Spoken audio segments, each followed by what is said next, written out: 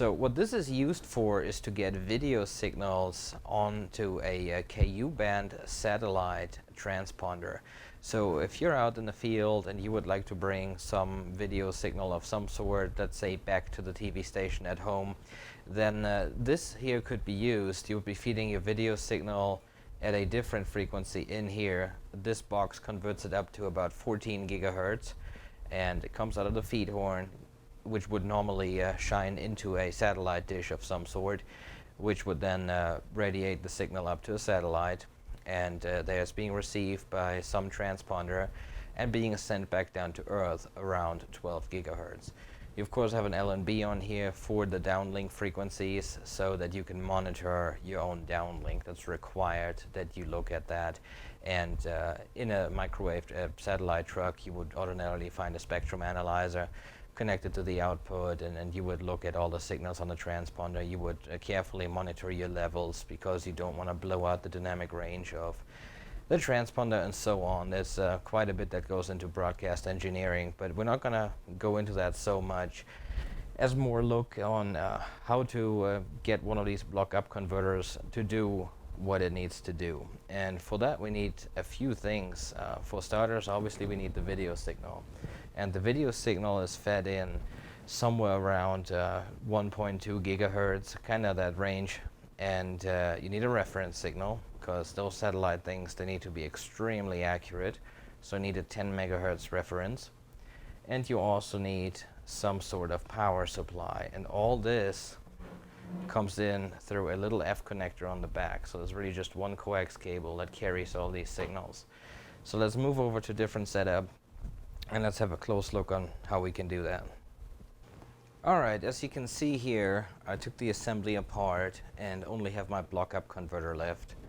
I connected the little waveguide to SMA transition here, and I have this mini circuit's 20 watt dummy load. It's DC through 18 gigahertz, so perfect for what we're doing here.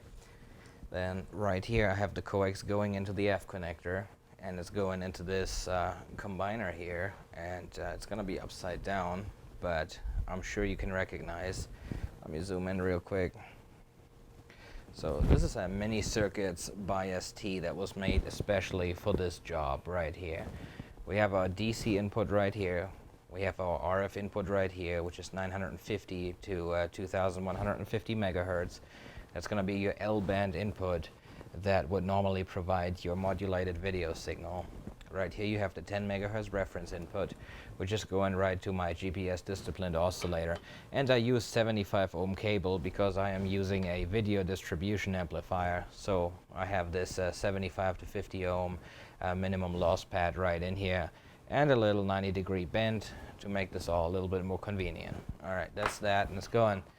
Alright, zoom back out again, and from there it's going right in the block upconverter.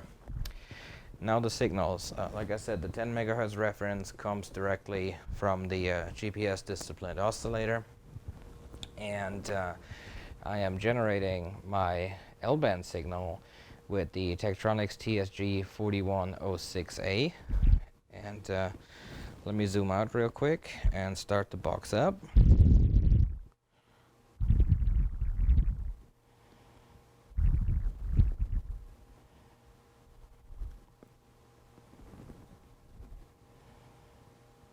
You see the frequency counter is stuck. It used to measure something when I had it going on, but right now it is not measuring anything anymore. That's why it paused there.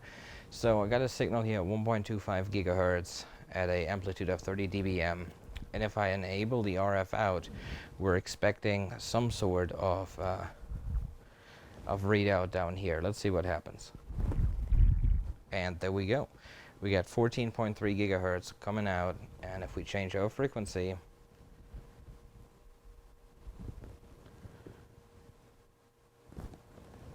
it changes with it. So we got a signal of 14.5 gigahertz right now.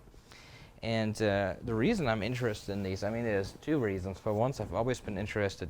From being an early teen, I was amazed by the fact that in theory you can hijack a TV satellite transponder simply by overpowering the uplink, and that is still possible to date. definitely, and especially the feeds, the satellite feeds that go back to the TV stations, at least here in the United States. It's quite easy to get into them and broadcast your own material.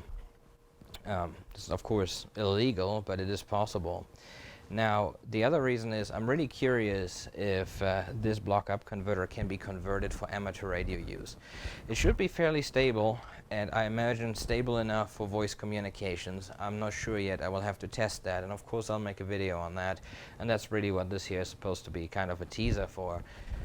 We're going to open the box up, and we're going to do a teardown at the very least. That's my plan. And we'll see if we can, once we open it up and see what's inside, we're going to make a decision to either move ahead and see if we can actually turn this into a 10 gigahertz amateur radio device of some sort, or if that's just a silly idea. But my idea is to change the local oscillator frequency in there and change the strip line filters that I'd be reasonably expecting, and then use a 1.2 gigahertz FM or single sideband whatever radio for the intermediate frequency, and then start 10 gigahertz amateur radio communications. And that's the plan so far. We'll see how it works out. And if you have any experience with this, I know I have a lot of viewers that are in the broadcast engineering area. Leave your comments below if you've ever tried to convert these kids to a different frequency and it has worked or hasn't worked. Please let me know. Anyway, I hope you liked this and you learned something on how TV signals are brought up to broadcast satellites. And if you did, give it a big thumbs up. Leave a comment below if you have any comments, and see you next time.